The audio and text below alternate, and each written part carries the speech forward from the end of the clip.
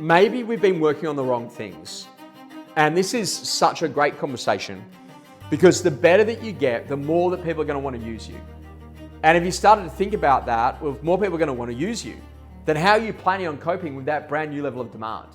And this is what we go to call capacity. It's about learning how to build more capacity into what it is that you do. Now, capacity is ultimately about really thinking about the systems and the people that you can go to put into your world. Systems, forms, checklists, visuals, dialogues, to make sure that you minimize error, but maximize energy and effort in the areas that really matter. And then adding people that can then go to work those systems. So if you've got someone else who can take an offer, or someone else that can go to work with a buyer at a second appointment, or someone else who could maybe even go to a listing presentation in a particular price range or a particular style of property or type of clientele. Now, if you're really thinking about capacity, you can only skin the onion so much when it actually comes to your personal productivity and performance. If it doesn't go on the calendar, it doesn't happen. Scheduling 30 minutes at a maximum for buyer appointments, 45 minutes for a listing presentation, and 15 minutes either side for travel. And you're going to be able to go and get that really focused, but then what you've got to do is you've ultimately got to reduce your days on market. There is no point doing open for inspections once you get beyond week 5 if you don't have a change on marketing, a change on price, or a change on sale method.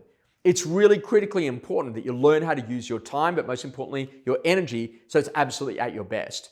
Now, when you go to think about it, your physical fitness, that really is the quantity of energy that you're actually going to have. But this is actually a really important conversation because then when you think about your emotional energy, it's really the quality of the energy that you've got. And so if you're like drained emotionally, but you've got a lot of that, then ultimately that's a really tough place to be in. But if you're in a position that you've got a lot of energy and you're really in a position that you've got quality emotions, we've got an attitude to win, a mindset to prosper, but ultimately that whole idea of how would I fix this, you become very solutions orientated, then you're going to absolutely fly at the highest levels. This is really a great time to literally get a notepad and over the course of the next 7 days, do a time and motion study. And every single time that you find yourself doing something that you shouldn't be doing, write it down and hand it off to someone else. And that's the skill of what the best agents do to make sure they go to perform at the highest levels by learning how to boom their capacity through being able to delegate to others, and most importantly, to stay focused on the work that really matters.